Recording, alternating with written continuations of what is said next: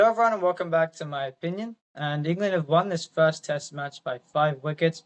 I'd said in my day 4 review video that England were favourites going into day 5 and that would mean that they would win.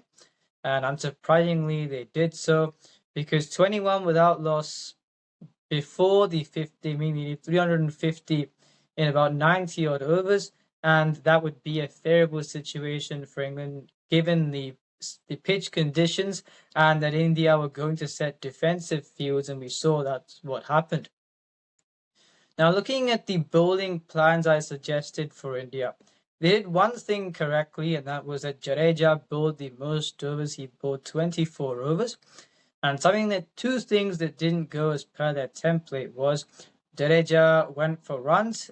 You saw Ben Duckett how he reverse swept him. I didn't expect Jadeja to go at that economy rate. Bumrah didn't bowl that badly, didn't pick up a wicket. Siraj didn't bowl that badly, didn't pick up a wicket. So when you've got Jadeja not containing the runs, Bumrah not picking up wickets, the template of this attack is broken because you saw Shardul Thakur only bowled 10 overs this innings. Yes, he picked up a couple of free wickets at the end, but he didn't bowl enough to create an impact. I'm not going to put the blame on him because when he did bowl for a short duration, he picked up those wickets. And Prasidh Krishna, he bowled fuller than what he bowled in the first innings, but he still went at above 6 and over. So when you've got two bowlers, one not picking up wickets, one not containing runs, the template is broken. So I wasn't surprised that these runs were given. And now from an England perspective, people say about Bazball that they look to attack, and I think Ben Stokes before the series said they'll be looking to tweak it, but in my view, they had done the same thing before he said they would tweak it. You saw when England toured India a few months back, they went aggressively at the start because they knew that India would spread the field, and then they went for singles to make sure that the partnerships increased. And you saw in this case, where at the start, Zach Crawley scoring 65, 126, a strike rate of 51. How many times have you seen him score at that strike rate in when he's batted in Test cricket, given the approach that everyone talks about? I don't think so. And then Ben Duckett, 149 at a strike rate of almost 90. But at the start, he was playing check drives off Mohammad Siraj when he was bowling well earlier on in the day. And it's a case where he got his boundaries in a risk-free fashion and then rotated the strike when the field was spread. And that's what he did in India when he scored at 150 as well. So I expected England to play with that fashion. I'd said that that's what they should do in my day 4 review video. They did that, and they played in quite a measured fashion, especially Zach Crawley in the earliest stages. He was playing second fiddle to Ben Duckett. That's why they established a 188-run partnership to kill the game off. So fantastic batting from those two. I'd said Joe Root would look to sort of stay in there and take the team home. That's what he did. And Jamie Smith played very well. Ben Stokes scored 33, looked to reverse sweep a lot of the time, but he did his job. So I knew England would get over the line, and it was a comfortable victory in the end. People are saying it was a thriller. No, it wasn't. But given the tactics that India would employ, given the nature of this batting lineup that England have got, especially on this kind of a surface, I thought they played their cards very well, and in the end they completed this chase with little fuss. And I've said what I needed to say in the previous videos regarding reviewing as to what went on in this match. So what I'll be doing is I'll be suggesting 11s for both teams going on to the next match. So starting off with India, there are two ways they could go. Now, I think the next match is being played at Edgbaston, which there is some turn in the last 2 days.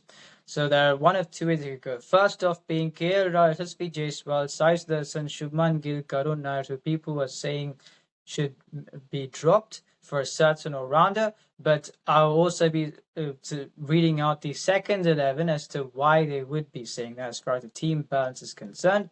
Rishabh Pant 6, Rana Jadeja number 7, Kuldeep Yadav 8, Ashdeep Singh 9, Mohammad Siraj 10, Akashdeep 11. Now, whether they had won or lost this match, I would have rested Bumrah for the second test match. As I'd said in Edgbaston, the last 2 days, especially there's some purchase for the spinner. And I'd said Bumrah should play test 1, 3, and 5 because Gautam Gambhir has said he only play 3 tests, and I agree that he should only play 3 tests. But whether they were going to win or lose the first, I don't think you should play this next one. You got Ashdeep Singh to come in ahead of Bumrah. You don't need to fret about bowling quality, according to me. Now, Akashdeep ahead of Prasidh Krishna. I said Prasidh Krishna does not bowl the fuller lengths often enough. Akashdeep does that. You contain the run, so I've got him in. And Kuldeep Yadav is an offensive spinner. Washington Sundar is a defensive spinner. They may go with Washington, however. They spread the field out no matter who is bowling. So Jadeja is a defensive bowler. Washington's a defensive bowler. You'll struggle. Now, Kuldeep Yadav, despite he can be an offensive and a defensive bowler, he also prefers when you don't put everyone on the boundary. So yes, it's good you'll be playing an offensive bowler like Kuldeep, but you've got to make sure you place the fields correctly so he can be effective. Will they do that? I don't know. So this is where I've gone with 5 bowlers. And in the next 11, 2 players who I rate very highly, Sai Sudarshan and Karun Nair. But unfortunately, for team combination's sake, if you want the extra seamer, for now, I've gone with Karun Nair at 3 because, and it's not that I don't rate either of them, it's because on Ashwin's channel, we've seen that with the way he's been dismissed, Sai Sudarshan, it's been documented, it's down the leg side. There's a technical point, which is the reason why England have been targeting that. For Karun Nair, they have not found that as of yet. And he's been scoring runs in domestic cricket for the past while. So that's why I've gone with him at number 3. Shuman Gill 4, Rishabh Pant 5, because that's why he batted in this test. Then Nitish Kumar Reddy 6, so you can provide that 4th seamer option, and you've got 2 spinners. So I feel the balance will be better in this case, but I would not play Bumrah for this match. Kuldeep Yadav, in my view, should come in because they will put defensive field, so you won't want to play 2 defensive bowlers, according to me. And I feel Akashdeep should play ahead of Prasidh Krishna. And now for the England 11, I'd said at this venue you'd get turn on the last 2 days. However, I don't think they'll change the 11 because they don't have much option to if they're going with the squad for the first test again. Ollie Pope has scored a century. Can you bring Jacob Bethel in? No. Can you bring Jamie Overton in any case? No.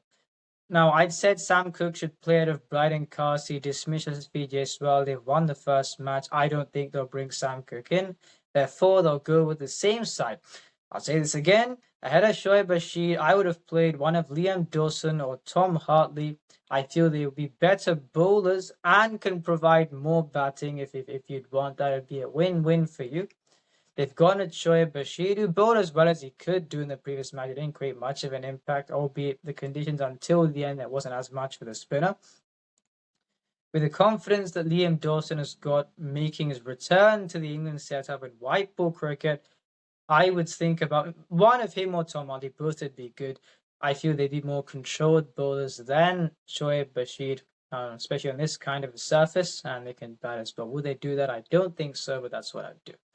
So that's on that. The reason why I'm saying it has to be, I don't know why they can play both of them, because if you take out one of the seamers, Ben Stokes being the 3rd seamer with his injury situation, I don't think that's the wisest thing to do. So that's why I would play one of Dawson or Hartley ahead of Shoaib Bashir. Let's see what they do. I'll put a preview video for the next test matches in my next video. If you enjoyed this video, please like and subscribe, share if I don't know, is my opinion. What's yours?